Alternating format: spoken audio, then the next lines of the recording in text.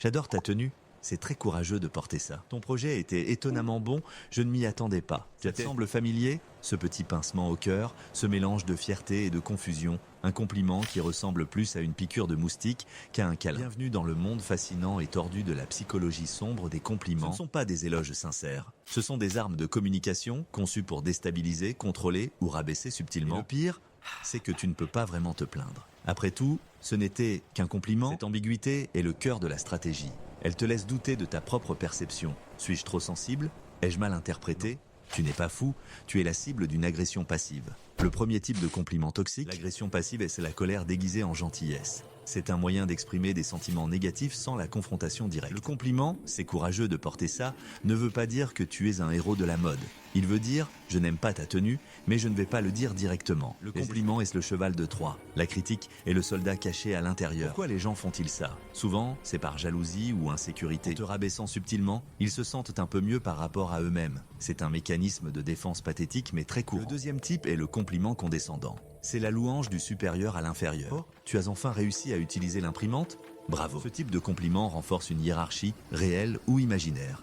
Il te rappelle ta place. L'intention n'est pas de te féliciter, mais de souligner leurs propres compétences ou leur ancienneté. Souvent utilisé par des managers peu sûrs d'eux ou des membres de la famille qui aiment garder le contrôle. Le troisième, et peut-être le plus dangereux, le compliment manipulateur. Celui-ci est une préparation, un adoucissant. Il est conçu pour te mettre dans de bonnes dispositions avant la vraie demande. Tu es tellement doué avec les chiffres, personne ne le fait mieux que toi. Dis, tu pourrais jeter un œil à mes impôts ce week-end? C'est une technique de persuasion appelée ingratiation. On te beurre la biscotte pour que tu sois plus susceptible de dire oui. Le compliment crée une dette sociale.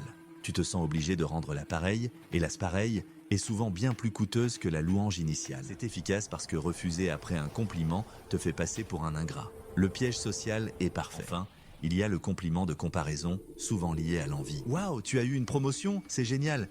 Moi, je préfère un meilleur équilibre vie pro-vie perso. La première partie est une reconnaissance de ton succès. La deuxième partie est une justification de leur propre situation qui sous-entend que ton succès a un coût caché et indésirable. Ils ne peuvent pas simplement être heureux pour toi.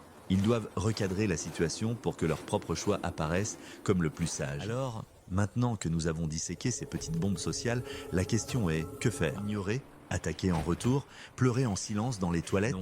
Il existe des stratégies plus intelligentes pour désamorcer la situation et reprendre le contrôle. Stratégie numéro 1, la clarification innocente. Fais-les expliciter leur sous-entendu. À la phrase « Ton rapport était étonnamment bon », réponds avec un sourire calme « Merci ». Qu'est-ce qui t'a surpris exactement? Cette question les met au pied du mur. Soit ils admettent leurs pensées négatives, ce qui est socialement risqué, soit ils se rétractent avec un vrai compliment. Eux. Non, je veux dire, je savais que tu étais bon, mais là c'était vraiment d'un niveau supérieur. Et victoire. Stratégie numéro 2, accepter la partie positive et ignorer le reste. C'est courageux de porter ça. Réponse. Merci, j'aime beaucoup cette chemise aussi. Tu prends ce qui est bon, tu laisses le venin. Tu ne rentres pas dans leur jeu.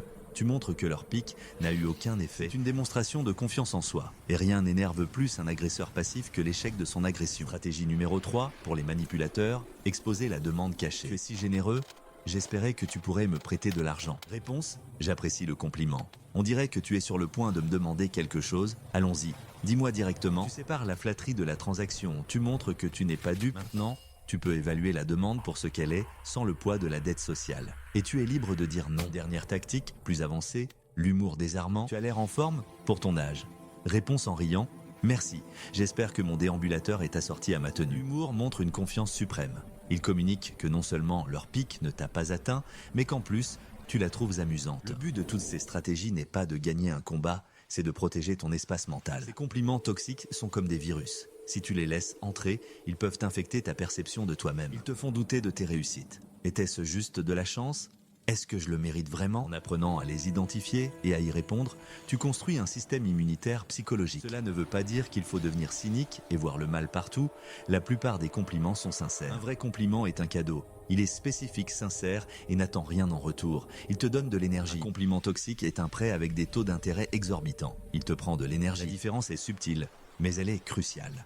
C'est la différence entre être nourri et être hameçonné. Alors, la prochaine fois que tu recevras un compliment qui te laisse un goût amer, ne l'ignore pas. Fais une pause. Analyse-le. D'où vient-il? Quelle est l'intention cachée? Est-ce de l'agression passive, de la condescendance, de la manipulation? Et ensuite, choisis ta réponse. Ne sois pas une victime de la conversation, sois un architecte. Tu as le droit de protéger ta paix intérieure. C'est non seulement un droit, mais une compétence essentielle dans le monde complexe d'aujourd'hui. Les mots sont des outils. Ils peuvent construire ou détruire. Apprends à reconnaître la différence et tu ne seras plus jamais la victime de la louange empoisonnée.